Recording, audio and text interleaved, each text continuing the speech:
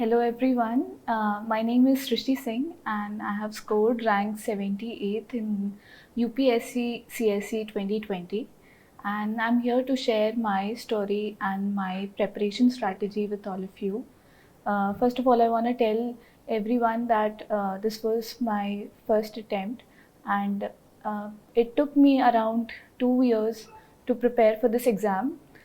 2 साल प्रिपेयर करने में और कोरोना की वजह से जो भी टाइम बढ़ा उसकी वजह से मैंने शुरू किया था जुलाई 2019 में और उसके बाद 2 साल के बाद अब रिज़ल्ट आया है. My optional was anthropology and the reason why I selected anthropology was because it is a very unique subject. I was very intrigued by the subject matter. 11th 12th में जब मैं स्कूल में थी तो I had a biology background and a keen interest in genetics which also played a part in my selection.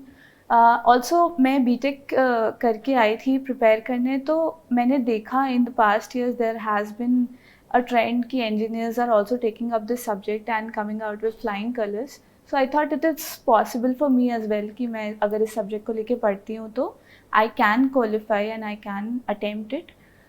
This subject also has this added advantage कि इसका syllabus छोटा है. Unlike the technical optionals, इस subject को multiple times revise करना बहुत आसान है. अगर आपने इसकी एक बार वन टाइम इन्वेस्टमेंट के तौर पे नोट मेकिंग अच्छे से कर ली और सिलेबस को कॉम्प्रहेंसिवली कवर कर लिया, तो मैं मेंस के पहले उस पूरे सब्जेक्ट को 3 बार रिवाइज कर पाई थी. तो इस सब एडवांटेजेस की वजह से I think anthropology was very suited for me. In any optional paper the point is to first cover the syllabus, because syllabus किसी भी ऑप्शनल का जीएस के पेपर से ज़्यादा ब्रॉड और कॉम्प्रहेंसिव होता है, और उसके बाद उस सिलेबस में वैल्यू एडिशन करते रहना till the very last day of your paper is also very important. For example, अगर मैं एंथ्रोपोलॉजी की बात करूँ तो एंथ्रोपोलॉजी के केस में स्टैटिक पार्ट है कि 4 पार्ट में एंथ्रोपोलॉजी डिवाइडेड है. Physical anthropology, social anthropology, archaeological anthropology और लिंग्विस्टिक एंथ्रोपोलॉजी. तो बहुत छोटा पार्ट है, बट आप सेकेंड पेपर को जो पूरा इंडियन सोसाइटी वाला पार्ट है उसको एक एंथ्रोपोलॉजी का एक सब पार्ट मान सकते हैं. अब इन चारों पार्ट्स को आपको कॉम्प्रहेंसिवली कवर करना है. स्टडी मटेरियल के तौर पे मैंने ब्रेन ट्री का स्टडी मटेरियल से स्टार्ट किया था पढ़ना, एंड मैंने एक टाइमलाइन सेट की थी.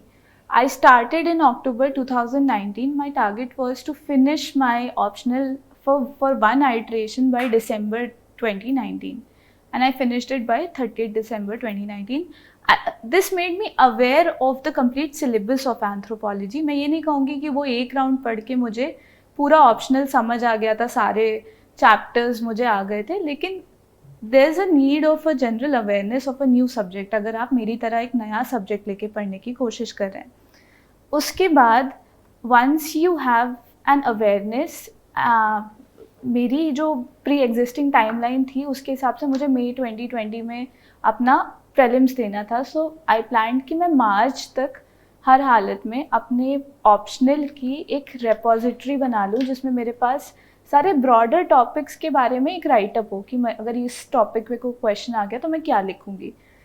मैं उसमें पूरी तरह सक्सेसफुल तो नहीं हुई थी, पर मैंने फरवरी तक काफ़ी सारे टॉपिक्स पे around 60-70% of my syllabus I covered it, and I made a repository कि हाँ मुझे इस टॉपिक पे ये लिखना है. फॉर एग्जांपल आर्कियोलॉजिकल एंथ्रोपोलॉजी में तो मुझे किस फॉसिल में, लूसी फॉसिल है तो मैं क्या लिखूँगी. If there's a short note on somebody like leaky या रॉबर्ट ब्रूसफुट तो मैं उसमें क्या आंसर लिखूँगी.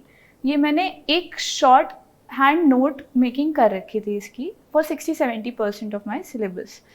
इसके बाद जब मुझे वो 4 महीने एडिशनल मिल गए तो उसमें मैंने 1 महीना एंथ्रोपोलॉजी पे इन्वेस्ट किया था, and I used books like Vivek Bhashmi sir की जो बुक है और अक्षय जैन सर की जो बुक है टू अंडरस्टैंड कि आंसर राइटिंग कितना बेटर किया जा सकता है, उसको कैसे इंट्रिकेटली इम्प्रूव किया जा सकता है. सी ऑप्शनल के केस में इट्स वेरी इम्पॉर्टेंट कि आप जो भी लिख रहे हैं उसको आप फैक्ट से, केस स्टडी से, डायग्राम से और जिस भी बेटर तरीके से सब्सटेंशिएट कर सकें. तो हर एक क्वेश्चन में इट्स इम्पॉर्टेंट कि आपके पास कोई केस स्टडी हो, या फिर आपके पास कोई डायग्राम हो, या फिर आपके पास कोई ऐसा इम्पॉर्टेंट पॉइंट हो जो मतलब बाकी लोग ना लिख के आ रहे हो उस आंसर में। इसको करने के लिए आप क्वेश्चन के सिलेक्शन पे भी काफ़ी टाइम इन्वेस्ट कीजिए। In the when the paper comes on the final day, आप शुरू के 5 मिनट बैठ के ये सोचिए कि आपको कौन से 5 क्वेश्चंस अटेम्प्ट करने हैं जिसमें आपके पास बेस्ट कंटेंट हो, ना कि जो क्वेश्चन सबसे टेम्पटिंग दिख रहे हो। जो क्वेश्चंस में आपका बेस्ट कंटेंट है, उन 5 क्वेश्चंस के लिए आपको पता होना चाहिए कि आप इस क्वेश्चन में ये डायग्राम, ये केस स्टडी कोट करेंगे। Again coming back to my strategy, anthropology का एक आइट्रेशन कवर करने के बाद जब प्रीलिम्स क्वालिफाई हो गया था, तो 3 महीने में मैंने उसके काफ़ी पेपर्स लिखे, which was very helpful. And I'd again suggest कि इसका कोई शॉर्टकट नहीं है, आपको मेंस के लिए आंसर राइटिंग तो करनी ही पड़ेगी। जितनी जल्दी करना शुरू कर देंगे तो वो आपके लिए उतना ज़्यादा फ्रूटफुल है।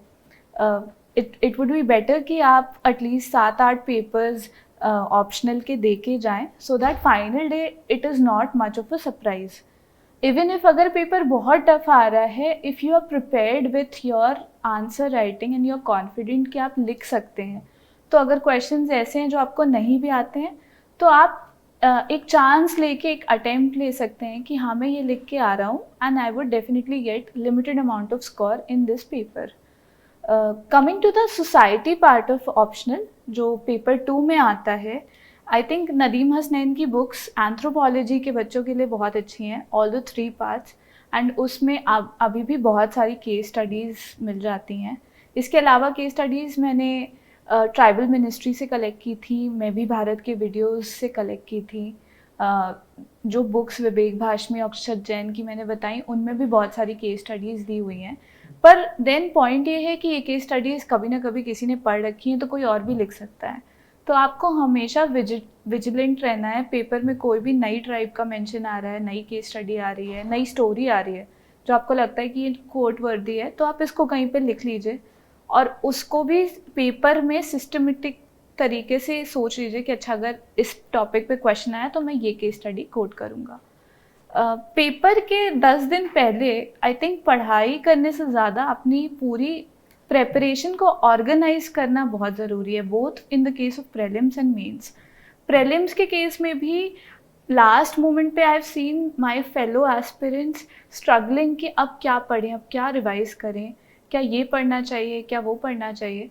सो आप अगर सिस्टमैटिक तरीके से अपने नोट्स डिफाइन कर लें कि हाँ मैंने इतने नोट्स बना लिए हैं और मुझे यही पढ़ने हैं, और उन्हीं को 5-6 बार पढ़ के जाएं, that would be more helpful कि आप 10 किताबें पढ़ के जा रहे हैं और उससे थोड़ा थोड़ा पढ़ के जा रहे हैं। सेम केस विथ मेंस में भी आप अगर अपना नोट्स और अपनी स्टडी मटेरियल को कंस्ट्रक्ट कर लें, पहले आप भले ही बहुत कुछ पढ़ लें, पर पेपर के जस्ट पहले अपने स्टडी मटेरियल को कंस्ट्रक्ट कर लें और उसको मल्टीपल टाइम्स रिवाइज करें, तो that would be more beneficial in the longer term.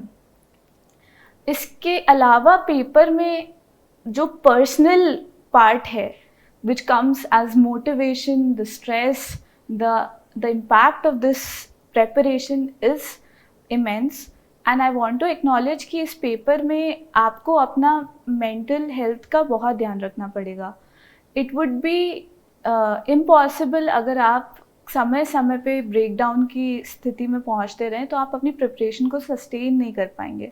So it's necessary कि आप अपने आसपास ऐसे लोगों को रखें जो आपको समय समय पे मोटिवेट करें, चीयर करें, वो ये बताएं कि नहीं आप ये कर सकते हैं। जैसे मेरे पास मेरे पेरेंट्स थे और मेरी मदर ने पूरे टाइम मेरे साथ रह के मुझे हेल्प की।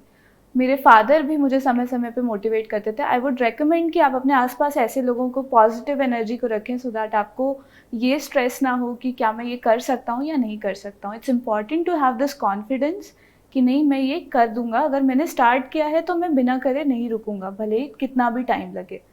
देन अगेन जो भी मेंटल टोल आता है उसके लिए it's necessary to practice some amount of, if आप मेडिटेशन करते हैं, योगा करते हैं।